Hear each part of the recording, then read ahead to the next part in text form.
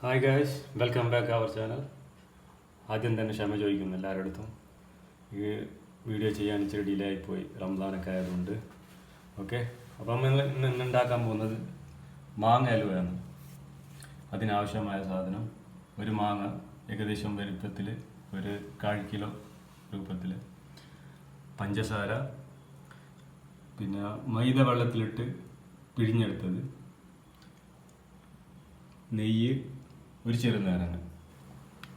ആദ്യമായി നമ്മൾ മാങ്ങ ചെറുതായിട്ട് വേവിച്ചെടുക്കുന്നു.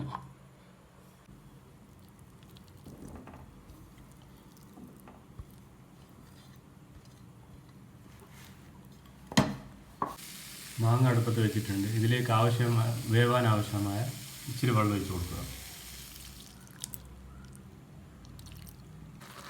നമ്മുടെ മാങ്ങ ഏകദേശം വെന്ത് വരുന്നുണ്ട്. ഇതെടുത്ത് ചതച്ച് കൊടുക്കുക നന്നായി. ഇത് നമ്മളിനി ഒരു ബൗളിലേക്ക് മാറ്റി വെക്കാൻ പോകുന്നത് മാങ്ങ. നമ്മുടെ മാങ്ങ ഏകദേശം നല്ലപോലെ ചതച്ച് വെച്ചിട്ടുണ്ട്. ഇതിനെ ഫ്രൈ പാനിലേക്ക് നമ്മൾ മാറ്റുന്നു. ഇത് നമ്മൾ ഫ്രൈ പാനിലേക്ക് മാറ്റുന്നു. നേരത്തെ മൈദ പിഴിഞ്ഞ് വെച്ചത് ഇതിലേക്ക് ചേർക്കുന്നു. ചേർത്ത് കൊടുക്കുന്നു.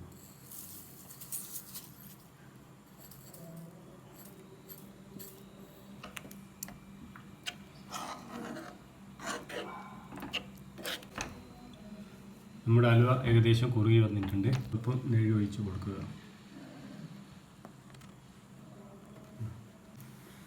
ഇതിലേക്ക് നമ്മളിനി ചെറുതായിട്ട് പൊടിച്ച് വെച്ച ഏലക്ക ചേർത്ത് കൊടുക്കുക.